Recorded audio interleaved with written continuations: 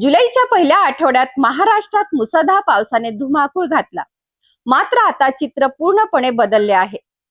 राज्यातील अनेक भागांमध्ये पावसाने विश्रांती घेतली असून शेतकऱ्यांची चिंता वाढली आहे. नेमका पाऊस कुठे गायब झाला?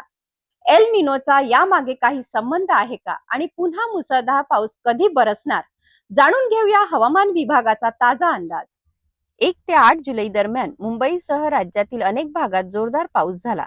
नद्या, धरणे आणि ओढे भरून वाहू लागले. मात्र त्यानंतर पावसाचा जोर अचानक कमी झाला आणि राज्यातील बहुतांश भागात कोरडे वातावरण निर्माण झाले. हवामान तज्ज्ञांच्या मते अरबी समुद्र आणि बंगालच्या उपसागरात सध्या कोणतीही सक्रिय हवामान प्रणाली तयार झालेली नाही.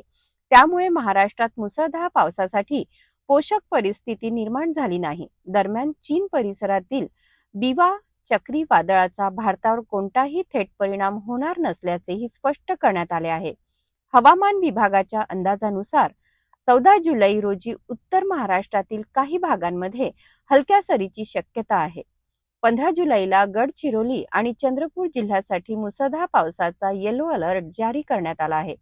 तर काही इतर जिल्ह्यात हलक्या ते मध्यम पावसाची शक्यता व्यक्त करण्यात आली आहे.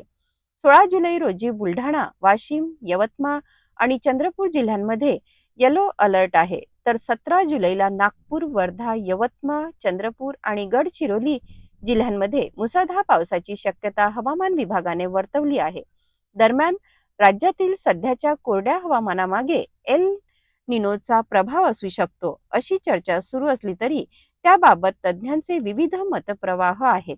सध्याच्या अंदाजानुसार 20 जुलै नंतर महाराष्ट्रात पुन्हा पावसाचा जोर वाढण्याची शक्यता व्यक्त करण्यात येत आहे.